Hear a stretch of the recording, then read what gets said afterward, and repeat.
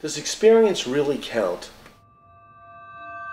when you're talking about the presidency of the United States? You bet it does. Let's look at a little bit of history, all right? Our worst president probably of the 20th century was probably Herbert Hoover from 1928 to 1932. He got hit with the Depression. Now, it's not his fault because they didn't even understand how the Depression works. They didn't have the economic understanding of the mechanics of economics, which we have today. Keynesian economics, Milton Friedman's thoughts on economics. They didn't understand how to pull us out of the Depression. But Herbert Hoover is an example of this. More recently, Jimmy Carter. Jimmy Carter out of Georgia, to me, was a complete incompetent. He was a 4-year governor of Georgia. He didn't know what he was doing. And as a president, he was absolutely awful. I can say nothing about Jimmy Carter's presidency that to me was positive, that could overcome the harm that he did to this country during his 4 years in the White House. Senator Clinton, I thought, was a magnificent president, but he had to develop into one. As soon as he comes into office, what does he do? He attempts to put gays in the military. He takes on the military in terms of that. It hurt him terribly. He should have saved it for later in his administration. A man of experience would have recognized that.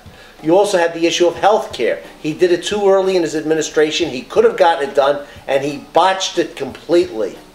But he matured into a tremendous operational president. I had tremendous problems with his morality and his issues of morality, with the sexual practices that took place in the Oval Office. If he had any decency, he would have resigned with regard to that, but he didn't. You know, he's a guy that, you know, that's the way he operates. Experience is everything.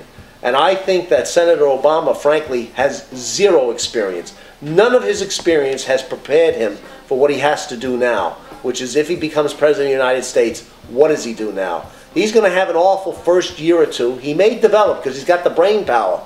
John Kennedy. We all have this image of John Kennedy as a great president, and he happens to be one of my heroes.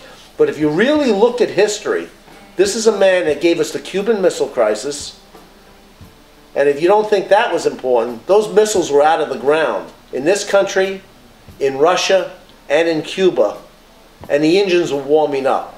I mean, these people came close to incinerating this planet, and we would have had over 1 billion people dead.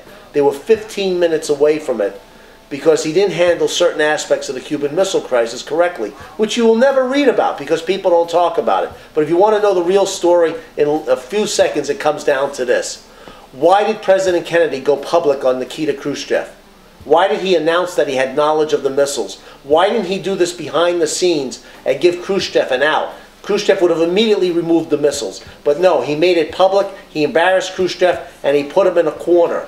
And as a result of that immaturity and inexperience, he almost incinerated the world. So these are things to think about when you want to elect a person with limited experience or no experience to the White House. Thank you, and have a good day.